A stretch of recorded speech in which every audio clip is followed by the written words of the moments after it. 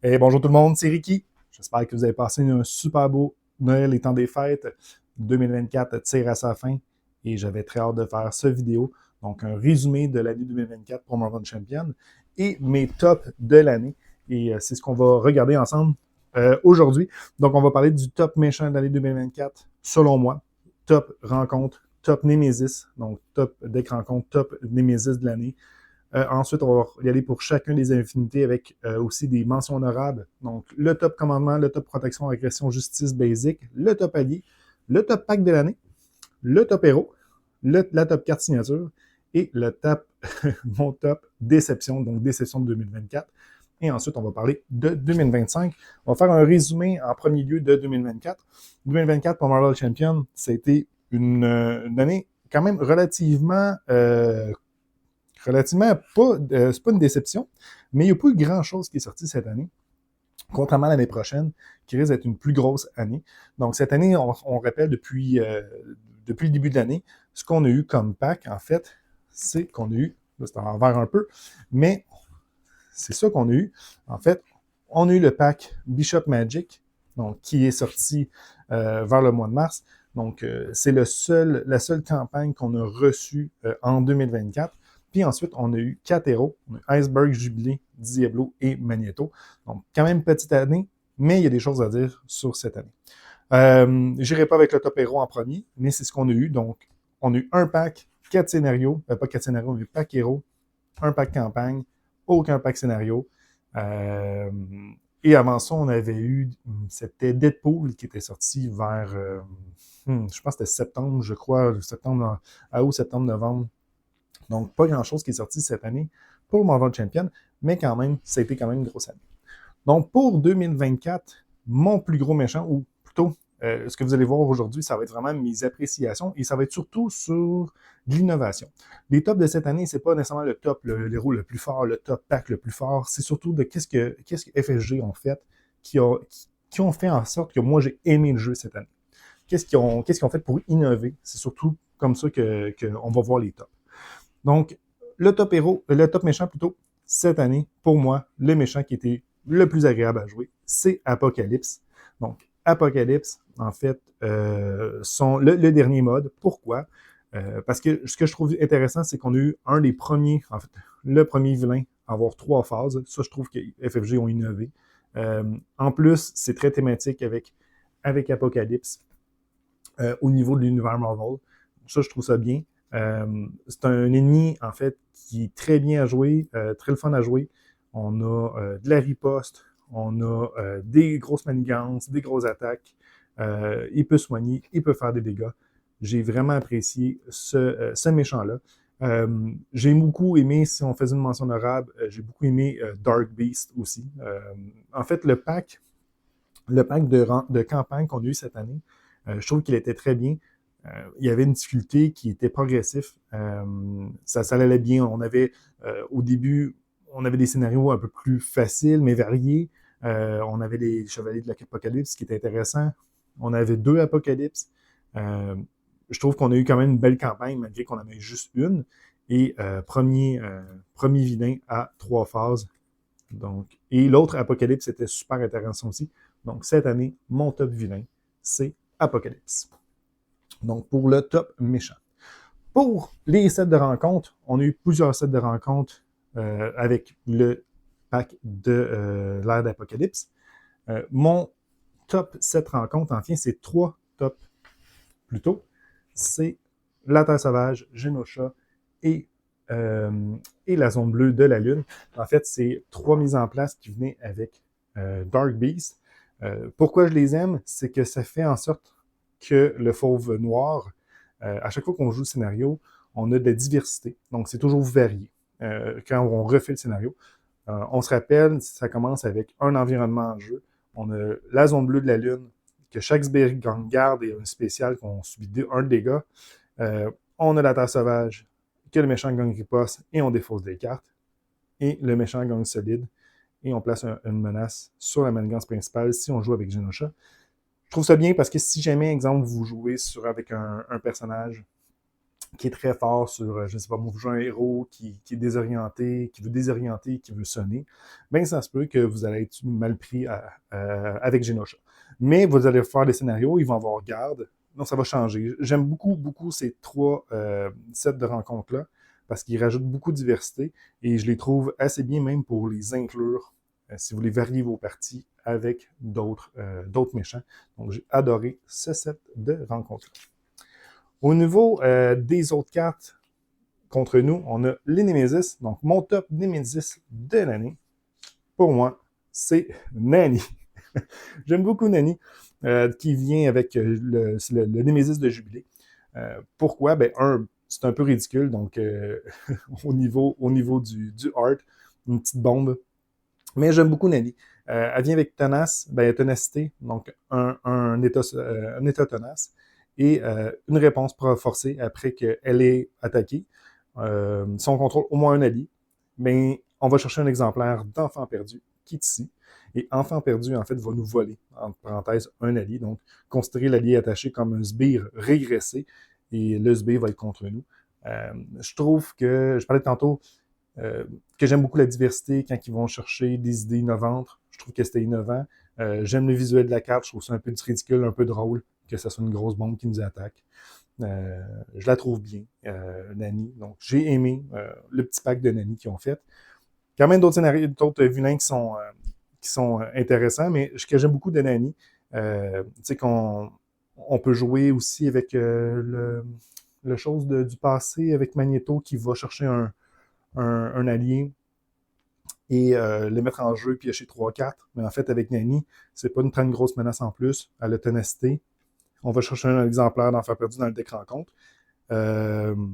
Oui, on peut aller chercher aussi dans la mise de côté. On le révèle quand elle nous attaque, mais si on n'a pas d'allié, on peut la gérer. Donc, on peut piocher 3-4 et redresser Jubilé et l'utiliser comme ressource. Donc, je trouve que ça fonctionne bien en plus avec les nouvelles cartes qui sont sorties cette année. Nani, je l'aime beaucoup. Donc, mon top Nemesis de l'année. Ensuite, on s'en va dans les tops des affinités. On va commencer avec le commandement. Cette année, on a eu beaucoup, beaucoup de cartes de commandement. On en a eu avec Magneto et on en a eu avec Bishop. Donc, on se rappelle au niveau des méchants, Magneto venait en commandement, Diablo en protection, Jubilé en justice, Iceberg en agressivité. Donc, chacun avait une affinité différente, ce qui était bien. Et au niveau des packs, on avait du commandement et de l'agressivité. Fait qu'on a un petit peu plus d'agressivité et de commandement. Cette année, ils nous ont surpris, FFG, avec une carte que j'adore, et c'est l'Acolyte. L'Acolyte est côte à côte, on va les mettre ensemble pour ma carte de l'année. Ce que j'aime beaucoup avec Acolyte, c'est que ça change le jeu, ça change notre plan, ça change nos decks pour plusieurs héros, et on peut ressortir des vieux héros et jouer avec ces cartes-là, en fait. C'est ce que je trouve très bien. Donc, Acolyte, on se rappelle, on l'attache à notre allié spécifique à une identité. Il a plus de points de vie, il devient notre acolyte. Et quand on fait une récupération de base, on soigne l'allié attaché. On n'est pas obligé d'incliner, en fait, l'allié pour pouvoir lui faire gagner 2 points de vie. C'est vraiment nous. Très bon. Et côte à côte qui vient avec l'acolyte. On n'est pas obligé de le jouer, mais je pense que c'est vraiment le cœur du deck avec Acolyte. On redresse l'Acolyte, on redresse notre héros. Déjà en partant, cette action-là, c'est vraiment très bon. On n'est même pas obligé de regarder la suite, que c'est bon. Pour 2, on redresse notre Acolyte et notre héros. Vraiment très fort. Et en plus, on choisit une option. Soit on soigne les 2 personnages, ce qui est vraiment bien, ou chacun des personnages vont gagner plus en contrôle, plus en attaque.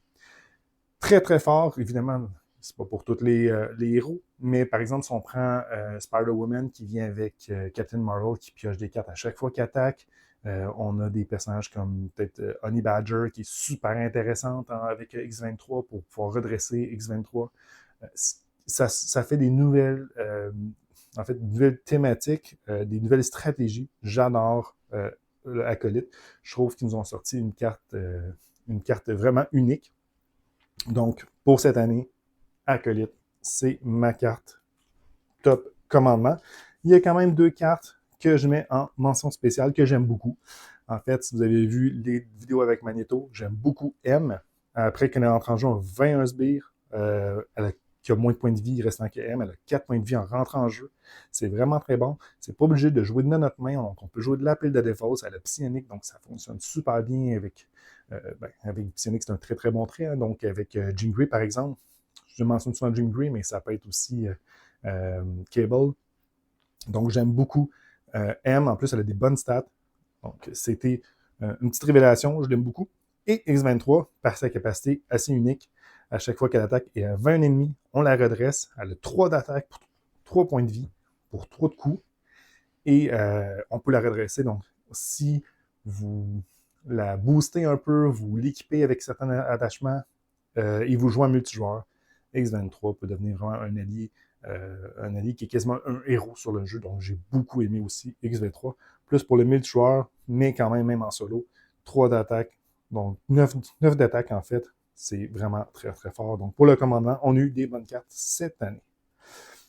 Au niveau de la protection, très très difficile de choisir, mais évidemment, j'ai un coup de cœur cette année. Donc, au niveau de la protection, ma carte que j'ai adorée, ma carte de 2024, c'est Revers de Fortune.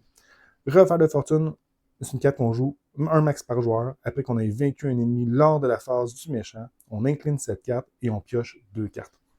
Ce que j'aime beaucoup avec Revers de Fortune, c'est que c'est un nouvel archétype en soi. Quand on joue en protection, moi, vous savez sûrement, mes protections, c'est mon affinité préférée. Le fait qu'on puisse avoir une autre façon de jouer avec protection, j'adore ça. Protection, la défense parfaite, c'est vraiment quelque chose que j'aime beaucoup. Mais cette carte-là, dans certains packs, donc je pense à Magic qui peut avoir riposte, à Black Panther qui peut avoir riposte, à Diablo, donc qui peut avoir riposte, c'est vraiment très bon. Et dans la protection, en fait, mes coups de cœur, donc les mentions spéciales, évidemment, on a des cartes qui viennent avec. Donc, tout d'abord, on a sous contrôle, après qu'un héros, on attache un sbire, après qu'un héros est défendu contre une attaque ou un sbire, sans subir de dégâts, on fait 4 de dégâts, donc ça fonctionne super bien avec Revers de Fortune. On peut vraiment créer des decks complètement avec Revers de Fortune et on n'est pas obligé de jouer en défense parfaite, c'est ce que j'aime. On peut jouer avec défense parfaite, Revers de Fortune, mais on n'est pas obligé. On peut jouer avec des cartes qui tournent autour. Donc, comme sous contrôle, j'adore Revers de Fortune. Et mon autre carte que j'aime énormément, c'est Viens par là, mon pote. Viens par là, mon pote. On va chercher dans notre deck, dans le deck rencontre plutôt, un sbire. En fait, on défausse jusqu'à ce qu'on retrouve un sbire. On le met engagé avec nous, on se soigne de 3 et on gagne un jeton tenace. C'est vraiment puissant et ça fonctionne bien avec plusieurs héros, donc des héros qui veulent engager des sbires. Je pense à Valkyrie, je pense à Thor, justement, on parlait des héros qui sont plus nécessairement joués, c'est des vieux héros. Mais ce que j'aime avec ces cartes-là, ce que j'ai aimé cette année, c'est qu'ils nous ont sorti des cartes qu'on pouvait rechercher nos vieux héros et rejouer, faire des nouveaux decks. Donc, viens par là, mon pote, j'ai adoré aussi. Mais mon coup de cœur, c'est Revers de Fortune. Bref, en protection, on a été gâtés, on a été choyés. Merci FFG. Au niveau de l'agressivité, quelques choix. Je pense que le choix le plus intéressant cette année, c'est Bulldar, malgré son nom. Ce que j'aime beaucoup, de base, sans oublier la carte, c'est vraiment le flavor text, donc le petit texte en dessous. C'était pas moi qui ai choisi ce nom, Bulldar, je trouve ça très drôle. Donc, on a une bonne carte en soi, un allié X-Men, un de contre, un d'attaque, il y a une étoile, c'est l'étoile qui nous importe le plus, et 3 points de vie. Quand Bulldar attaque, on peut défausser jusqu'à 3 cartes du dessus de notre deck, et Bulldar gagne plus X d'attaque pour cette attaque, X étant le nombre de cartes défaussées par cet effet. Donc on s'entend que c'est du 3, 1, 4, 3, c'est très fort, et en plus, défausser des cartes, ce n'est pas une problématique dans Marvel Javian. Il y a beaucoup de cartes, une fois défaussées, qui reviennent à notre main ou en jeu. Je pense évidemment à la Renarde Blanche, et aux ressources qu'une fois défaussées, on les remet dans notre main. Donc, on peut jouer là-dessus. Bulldar, 4 de dégâts. Donc, pour faire 12 de dégâts en 3 attaques, c'est vraiment très puissant. C'est pas très innovant, mais quand même, c'est puissant. Au niveau des mentions honorables, j'avais 2 cartes que j'aimais beaucoup. Donc, la charge corporelle totale, pour 4, faire 8 de dégâts, et si les points de vie ne restant dans notre héros sont inférieurs à la moitié de ses points de vie de départ, ça gagne des ferlements. En fait, pour l'instant, j'aime beaucoup la carte. C'est pas extrêmement puissant, contrairement, par exemple, à la carte aérienne qui fait 7 et 1 partout. Mais ici, je pense qu'il y a quelque chose à faire dans le futur. Donc, pour l'instant, j'ai mis la carte petite mention honorable. Et même chose pour le futur avec Globe. Donc, Globe, c'est un allié X-Men, 2 de contre avec 2 dégâts consécutifs, 2 d'attaque avec 1 dégât consécutif 3-3.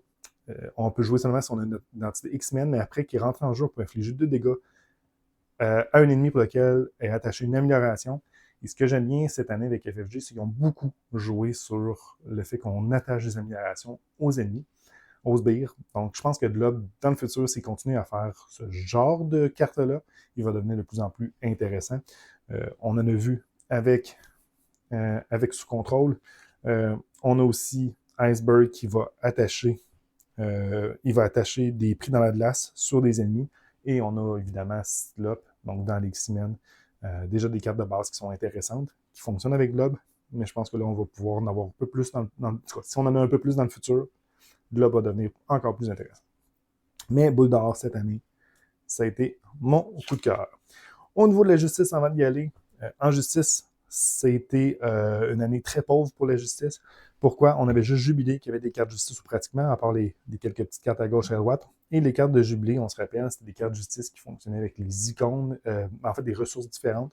Si on ne joue pas là-dessus, très peu de cartes de justice. Mais on a quand même eu 2 cartes que je trouve très bien en justice. La première, c'est pas Chamber. Donc, c'est Diplomatie. Diplomatie au bout du fusil. C'est la grosse carte de justice de l'année.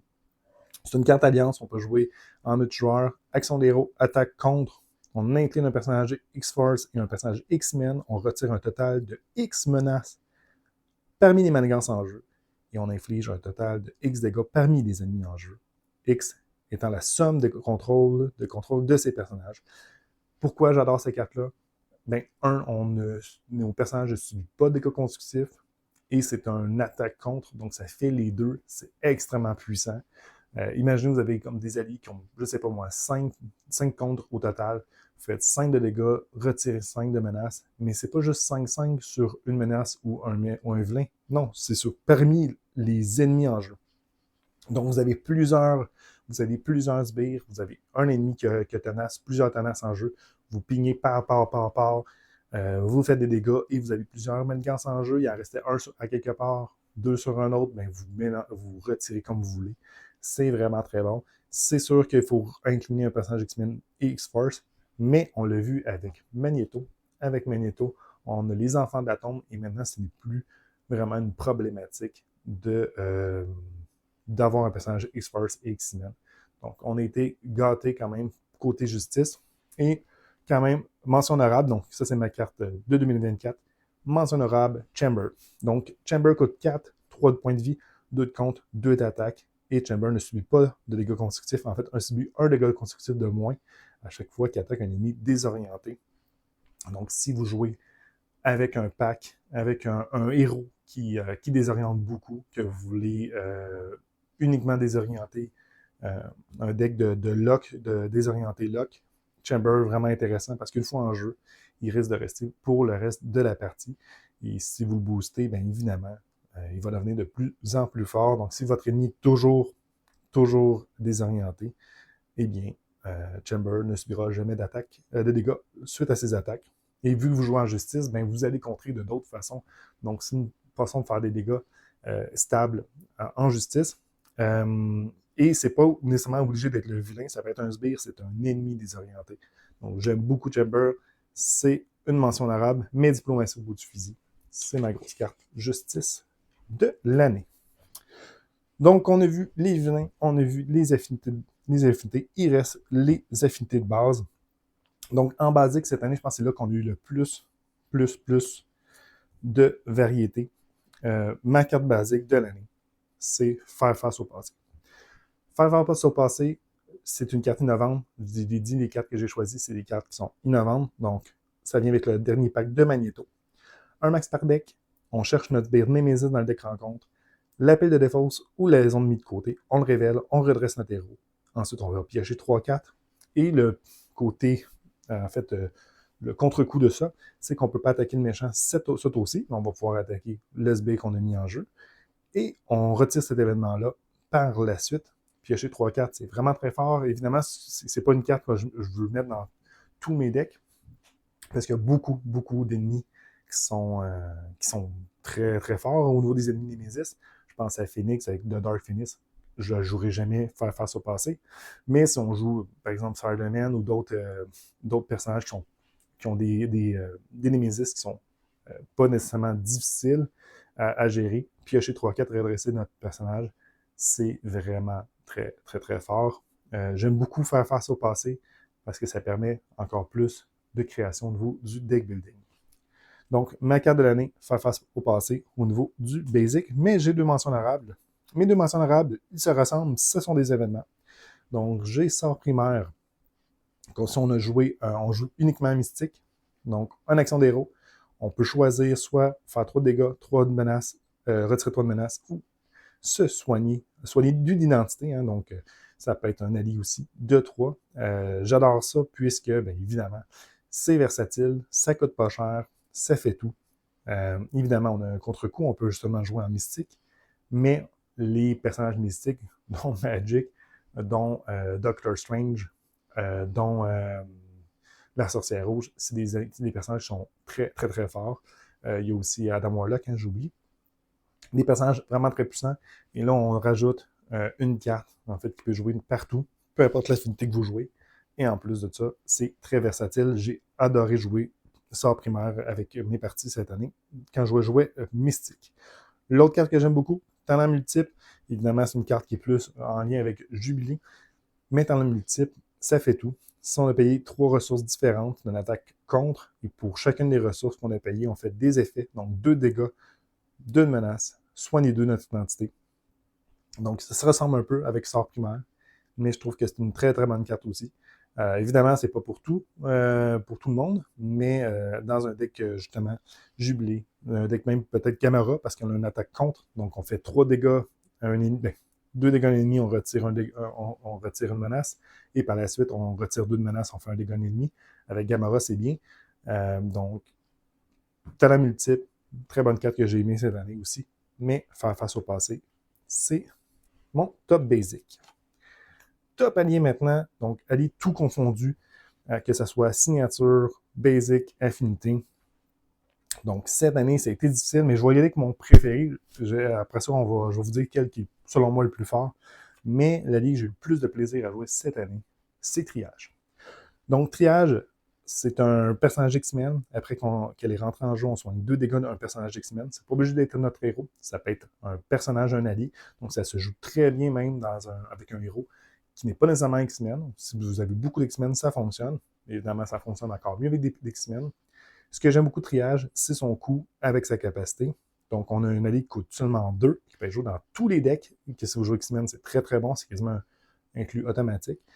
Elle a 2 points de vie, donc elle rentre en jeu, elle va soigner, elle va peut-être faire un dégât contré et en plus bloquer pour 2 points de vie. Je trouve que c'est très très fort. Ce que j'aime beaucoup de Triage, c'est que c'est un allié qui va permettre en fait aux joueurs de rester encore plus longtemps en héros, sans passer dans alter ego. Donc, si vous n'avez pas beaucoup d'options de soins, c'est une des meilleures options de soins possibles en X-Men. À force de remélanger votre deck, elle va revenir à chaque fois. Vous allez toujours pouvoir bloquer, vous n'allez pas vouloir la garder en jeu. Et vous allez gagner de la vie à chaque fois. Donc, si vous jouez un personnage qui veut rester longtemps en héros, Triage, c'est un excellent choix. Donc, j'ai beaucoup aimé Triage. Je pense pas que c'est la plus forte, mais c'est celle que j'ai joué le plus dans tous les alliés qui sont sortis cette année. Et honnêtement, elle m'a jamais déçu. Donc, j'aime beaucoup Triage. Dans les mentions honorables, et je vais vous dire celui qui est probablement le plus fort de l'année. Donc, le plus fort de l'année, ce n'est pas Gambit, mais Gambit, c'est quand même une mention honorable. Gambit, je pense qu'il a surpris un peu tout le monde. Gambit, une fois qu'il entre en jeu, on regarde les 3 cartes du dessus du deck rencontre et on prend en prendre une qui va être intercalée en dessous de Gambit. Et Gambit va gagner plus X de contre, X contre, X attaque, étant le nombre d'icônes de boost. Donc, ça permet de voir un peu ce qui va se passer au niveau des cartes parce qu'on les défausse pas, les cartes qu'on va regarder. Et si vous êtes chanceux, vous allez avoir une carte extrêmement forte qui a 4 icônes de boost. Donc, Gambit va avoir 4, 4, 4, même 3, 3, 3 et même 2, 2, 2. C'est très bon. En plus d'enlever une carte qui possiblement vous allez vous faire allez vous faire mal. Gambit, c'est très bon. Et évidemment, si vous jouez avec des personnages qui jouent beaucoup sur le regard du top, je pense à la sorcière rouge, ou je pense à Global, la carte jaune dans Justice qui permet de regarder les 4 prochaines cartes, eh bien, vous allez pouvoir choisir quand jouer Gambit. Donc, Gambit, très très bon. Et en plus de ça, on n'est pas obligé d'être un affinité, pas d'affinité, mais plutôt un X-Men pour pouvoir jouer Gambit. Donc, ça se joue dans tous les decks. Donc, Gambit, très bon, très bon.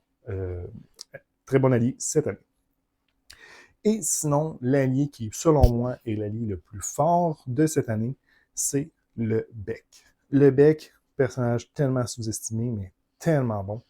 Peut-être pas sous-estimé en fait, mais si vous ne le jouez pas, je vous conseille de le jouer. Vous pouvez le jouer partout en plus. Et si on regarde ses coups, si on regarde sa capacité, vous allez comprendre. Donc, pour un coup de 2, on a un allié comme triage, qui a un contre, un attaque et 2 points de vie. X-Men, réponse après avoir joué le Bec de notre main. Donc, on ne peut pas le tricher en jouant avec de son cimetière, de sa défausse plutôt. On retire une menace d'une manigance pour chaque X-Men que vous contrôlez. Et lui, il en fait partie. Donc, si on calcule, on a le Bec qui rentre en jeu, qui enlève une menace. Et en fait, il enlève 2 menaces. Parce qu'il peut aussi. En fait, il va enlever une menace, mais il peut contrer pour 1. Donc, on a un rapport de 2-2, ce qui est pas tant bon. On se rappelle, la plupart du temps, quand on paye 2, on peut retirer 3 de menaces. En moyenne, c'est un peu le coût moyen qu'on a, 2 pour 3 de menaces. Ici, on a 2 pour 2. Par contre, c'est une possibilité de. Donc, c'est 2 pour 1, sûr. Ensuite, 1 peut-être, si vous avez besoin de contrer. Et 1 d'attaque. Et ça permet d'avoir un allié qui bloque en plus. Donc, contrairement à un événement qui va pour 2 retirer 3 de menaces, vous avez un allié pour 2 qui retire 2 de menaces et qui peut bloquer une attaque de vilain. Pour moi, c'est encore meilleur qu'un événement qui, pour 2, retire 3. Mais évidemment, ça, c'est dans le pire des cas. Parce que dans le meilleur des cas, vous jouez un héros X-Men, donc pour 2, va en retirer 2 d'emblée. Fait que ça, c'est vraiment... non, c'est vrai, c'est seulement les alliés. Donc, dans le meilleur des cas, vous allez avoir 3 alliés X-Men en jeu, incluant lui. Donc, vous allez payer 2 pour retirer 3. Mais si vous jouez Utopia ou d'autres, comme le Triskelion, qui vous permet d'avoir des alliés de plus, et vous jouez comme commandement, il pourrait, par exemple, pour 2, retirer 5 de menaces d'une manigance. Ce qui est vraiment très fort, évidemment. Et en plus de ça, ben, si vous jouez X-Men, vous allez jouer tous les soutiens, vous pouvez jouer tous les soutiens, les améliorations X-Men qui permettent de redresser un X-Men une fois qu'un X-Men rentre en jeu, puisqu'il y a X-Men. Donc, pour moi, le Bec, c'est le allié le plus fort de cette année, tout allié confondu. Il est versatile, il fait ce qu'il a à faire. Que vous jouez en agressivité, ça vous donne en plus une possibilité de retirer des menaces. Vu qu'il est basique, hein, on peut jouer dans tous les decks. Donc, si vous jouez un deck qui a de la misère avec la menace, et vous jouez X-Men avec des alliés X-Men, ben le deck, c'est automatiquement inclus dans votre deck. Donc, j'ai adoré le deck, mais le personnage que j'ai joué le plus cette année, c'est Triage. Ensuite, on est rendu au top pack. Donc, le top pack, en fait, c'est quels sont les packs, le pack le plus intéressant cette année. Et je ne parle pas du mode campagne, mais dans ces 4-là, celui que pour moi, c'est un essentiel à acheter. Donc, un must à acheter dans les 4 qui sont là. Donc, lequel que je prioriserais. En fait, encore là, c'est un avis extrêmement personnel, mais le pack que moi j'ai adoré cette année, c'est pas mon top héros, c'est pas nécessairement le top héros, c'est vraiment le top pack. C'est le pack du Diablo, de Diablo. Ce que j'aime avec le pack de Diablo, c'est qu'on a été extrêmement choyé au niveau de la protection. Toutes les cartes du deck de Diablo sont intéressantes. Puis quand je dis toutes, j'ai pas le misère à le croire que c'est tout des cartes du pack de Diablo. On se réfère aux 3 cartes ici. Donc, les 3 cartes de protection que j'adore. Évidemment, Diablo. Et après ça, on a Étonnant X-Men qui peut désorienter et sonner tous les ennemis en jeu. On a Coup de poing puissant qui est un reprint. Donc, une réimpression qui fait 4 de dégâts à l'ennemi. On se rappelle avec Revers de Fortune. On joue avec une nouvelle thématique. On a Riposte qui donne plus de défense, qui fait des dégâts à l'ennemi attaquant. Encore une fois, Revers de Fortune, ça fonctionne. On a Vega qui est très bien. Quand une carte de boss est retournée face visible, on peut lui infliger un dégât à Vega et annuler toutes les icônes de boost sur cette carte. Donc, ça fait encore plus de protection. Et en multijoueur, c'est vraiment très bon. Et on a Malicia. Malicia qui est super intéressante comme allié. Elle coûte 4, oui, mais à chaque fois que pour une action, on peut infliger un dégât à un autre personnage ami. Et jusqu'à la fin du round, Malicia gagne tous les traits du personnage qu'elle a fait le dégât. Et en plus de ça, elle gagne le contre ou l'attaque imprimée de ce personnage. C'est sûr que si vous avez, par exemple, joué Professeur X, puis que 27 et 2 est déjà en jeu, vous allez faire un petit dégât au Professeur X qui s'en fout parce qu'il va s'en aller en fin du round et elle va contrer de 5. C'est vraiment très fort et je pense que dans le futur, il y a des petites choses à faire avec elle. Donc, vraiment très bien. En plus de tout ça, le pack de Diablo, il est super fort, il est super intéressant. Mais toutes les cartes protection de ce set-là sont bonnes. Et je dis pas ça juste ça parce que la protection, c'est mon aspect préféré. Mais ce que j'aime, c'est que si vous n'avez pas beaucoup de cartes protection, si la protection, c'est quelque chose que vous vouliez peut-être essayer, je trouve que Diablo, juste avec son pack, vous avez une majorité de cartes pour pouvoir avoir un bon deck protection. J'adore le pack de Diablo. Cette année, il y a beaucoup de packs qui sont sortis que je trouve intéressants. En fait, il n'y en a pas beaucoup, mais il y en a plusieurs que je trouve intéressants. Mais le pack de Diablo, je trouve que c'est le pack qui est le plus intéressant pour quelqu'un qui veut des nouvelles cartes, contrairement aux autres packs qui vont être probablement ciblés sur les personnages. On a Jubilé qui est ciblé sur les ressources différentes. Il n'y a pas beaucoup de héros qui vont fonctionner là-dessus. Magneto, bon, c'est avec les alliés, c'est quand même bien ce qui est sorti. Iceberg avec les attachements. Donc, c'est pas pire. Mais Diablo, si vous le jouez en protection, ça vous rapporte énormément de cartes. Maintenant, on est rendu au top héros de l'année. Et évidemment, c'est très, très personnel le choix que je vais faire par rapport à ça. Il y en a qui vont préférer un ou l'autre, c'est correct. Mais pour moi, le top héros cette année, ce n'est pas Diablo qui est en protection, même si c'est probablement mon deuxième choix. Mais mon premier choix, c'est Magic. Pourquoi Magic? Parce qu'elle est extrêmement forte. Et ce que j'aime beaucoup avec Magic, c'est que c'est un personnage qui fonctionne bien, peu importe l'affinité. Quand on joue avec Diablo, par exemple, ou peut-être Jubilé qui va aller sur les événements, on ne jouera peut-être pas nécessairement Jubilé en protection. On ne va pas nécessairement jouer Diablo en agressivité. Quoi que ça se fait, là, il y a des très très bons decks avec ces affinités-là. Mais des fois, on a des contraintes. Et Magic, elle n'a zéro contrainte. En fait, Magic, elle peut regarder le top de notre deck. On le regarde toujours face visible. En fait, on joue face visible, donc c'est sûr qu'on peut le regarder. Elle a Mystique. Mystique, c'est très très fort. C'est extrêmement puissant comme archétype. En plus qu'elle est donc elle peut avoir beaucoup de cartes qui fonctionnent avec elle. Elle a des bonnes stats qu'on peut améliorer parce que dans son deck, elle a beaucoup de cartes qui augmentent ses 3 stats. Donc, elle en a une pour chacune de ses statistiques. Elle peut gagner riposte, mais surtout, c'est son pouvoir. Une fois par phase, on peut jouer une carte du dessus de notre deck, comme si elle était dans notre main, en réduisant le coût en ressources de 1 de cette carte-là. Pour ça, je dis qu'est-ce qui est intéressant avec elle, c'est que vous jouez en protection, en agressivité, en commandement ou en justice, réduire le coût des cartes, peu importe le type de carte, c'est vraiment très très fort. En plus de ça, ce que j'aime beaucoup du pack de Magic, c'est qu'elle a les limbes, évidemment, qui nous permet d'échanger nos cartes. Elle a un allié qui est extrêmement puissant, qui est Colossus. Et elle a des cartes événements qui, oh mon Dieu, ils sont vraiment très fortes. Les cartes événements, on peut désorienter, sonner. Donc, d'emblée, elle a des cartes qui sonnent et désorientent. Elle peut gagner la riposte, elle peut gagner plus de défense. Elle est vraiment très forte. Donc, en protection, vous l'avez probablement vu sur la chaîne, on peut utiliser sa capacité une fois par phase. Donc, on peut utiliser des cartes protection sur le dessus de notre deck pour augmenter sa défense. En commandement, on va pas avoir plusieurs alliés parce qu'ils nous coûtent moins cher. En agressivité, ben, c'est la même chose, faire beaucoup de dégâts dans un tour. Et en justice, ben, c'est la même chose, on peut jouer plusieurs cartes de justice. Donc, notre taille de main n'est pas de 5 avec Magic, plutôt de 6. Et évidemment, on joue en mystique, donc on peut augmenter notre taille de main de 1.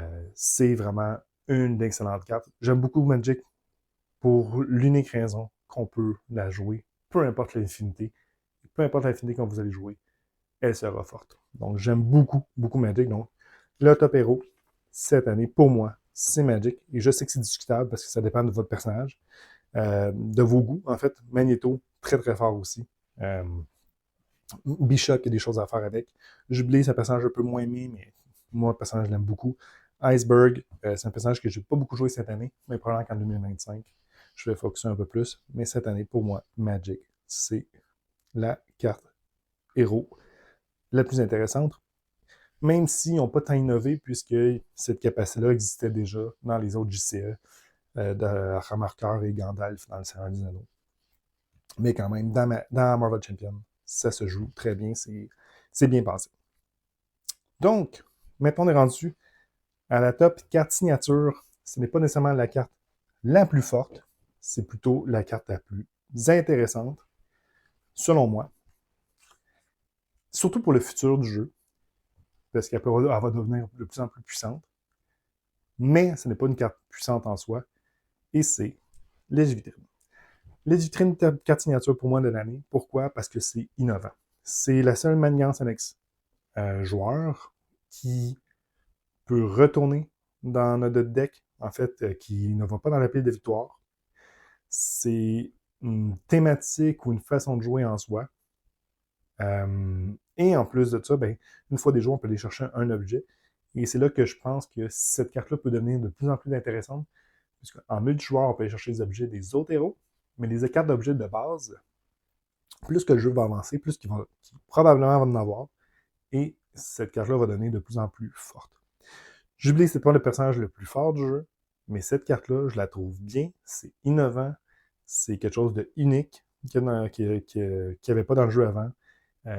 Et juste pour ça, c'est ma carte signature de l'année.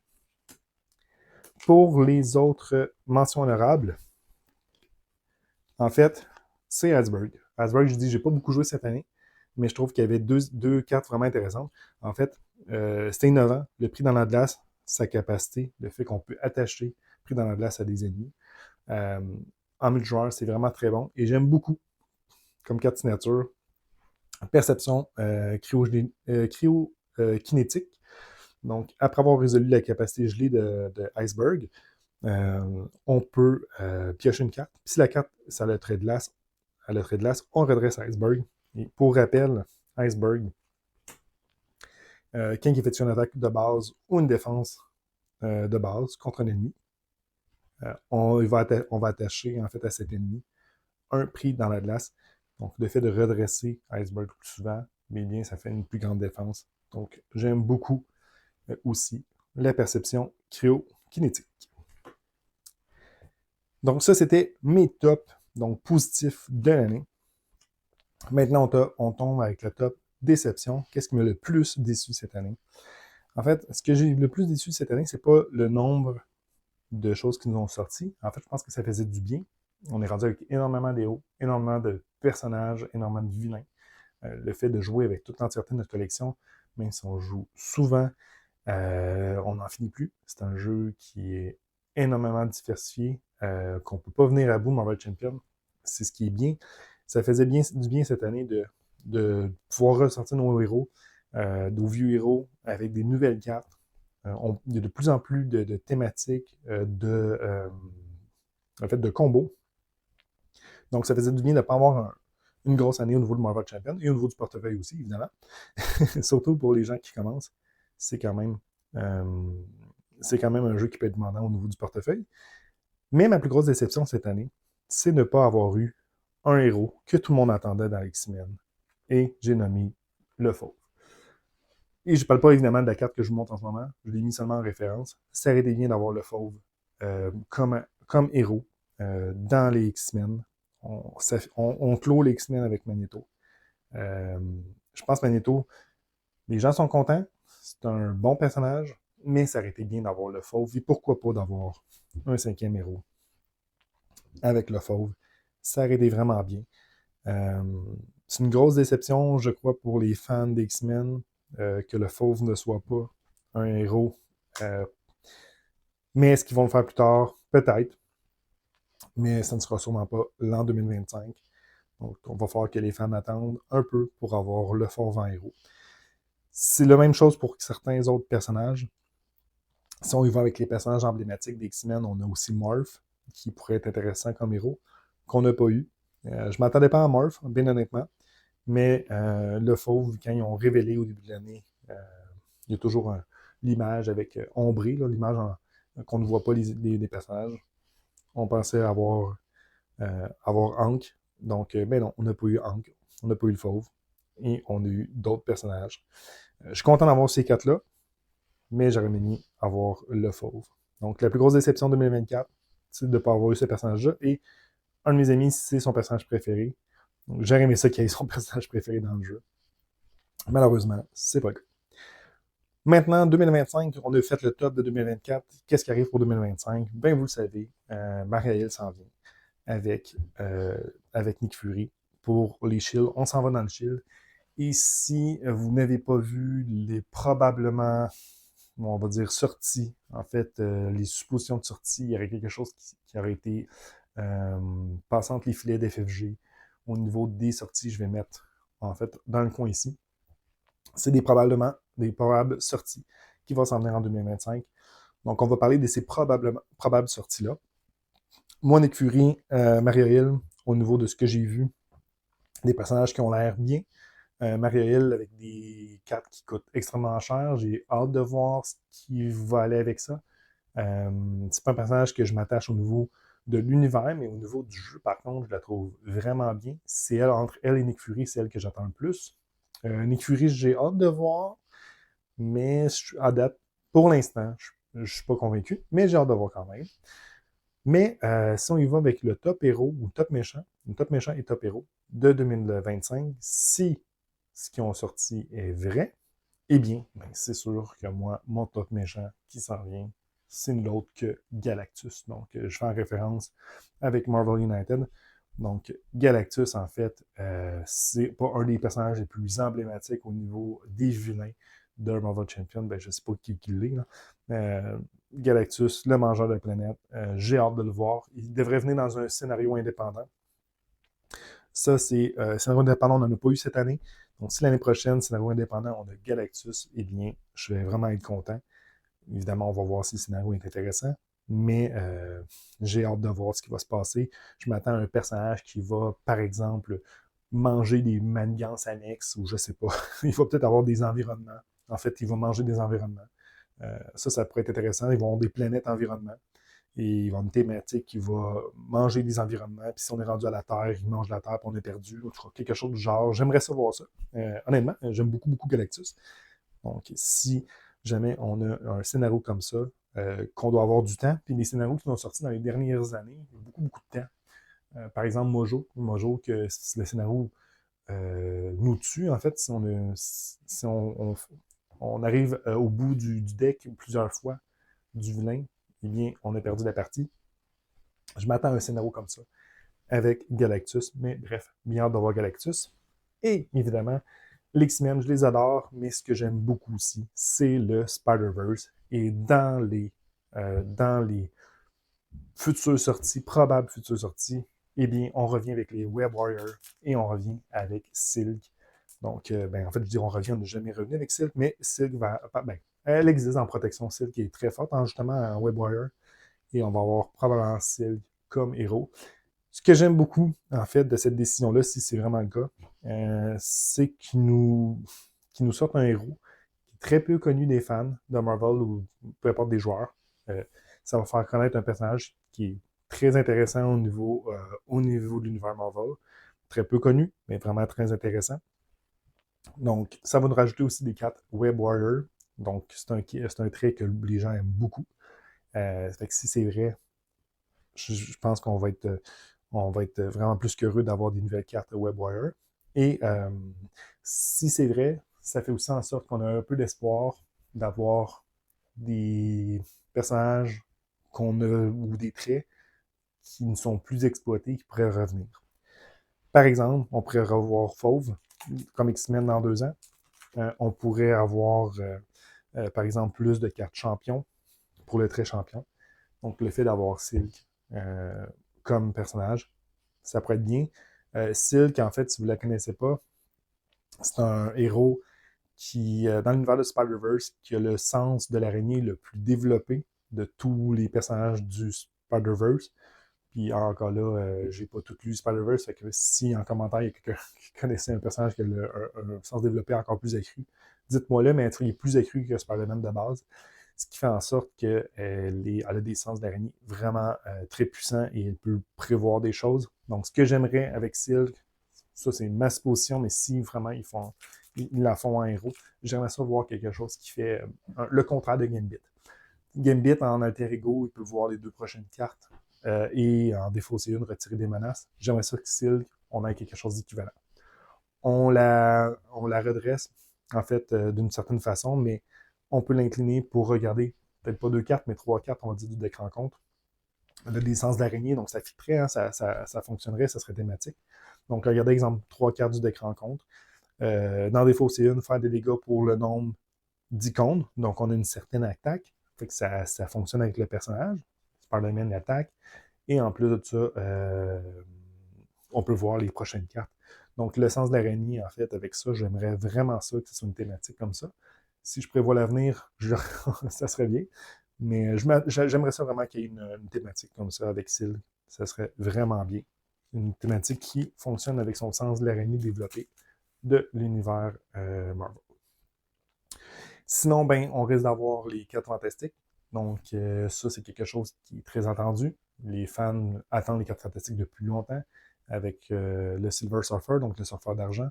Il va y avoir aussi Black Bolt et d'autres qui vont se joindre à tout ça en 2025, si c'est vrai. Donc 2025 promet d'avoir plus de packs au niveau de la sortie, ce qui est une bonne nouvelle. On sait que le jeu est en santé. Si on regarde les autres, en fait, du jeu de FFG au niveau des jeux de cartes évolutifs, on avait le Seigneur des Anneaux qui a duré à peu près 10 ans.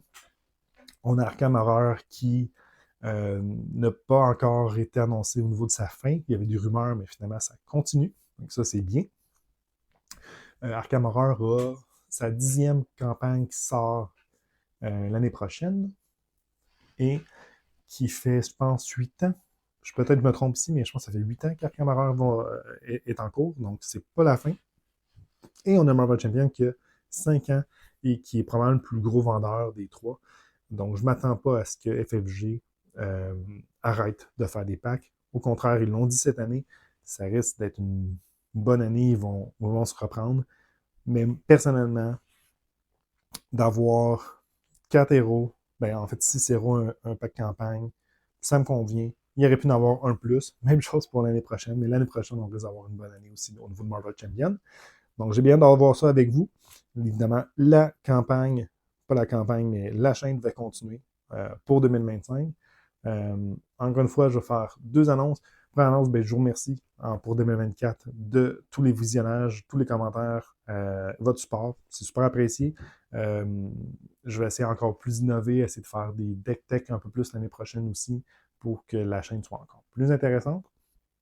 Et sinon, la prochaine vidéo qui s'en vient sur la chaîne sera la vidéo édition spéciale. On va parler en fait du visuel d'un personnage. On va parler de l'artiste, ou des artistes plutôt, du pack de ce personnage-là.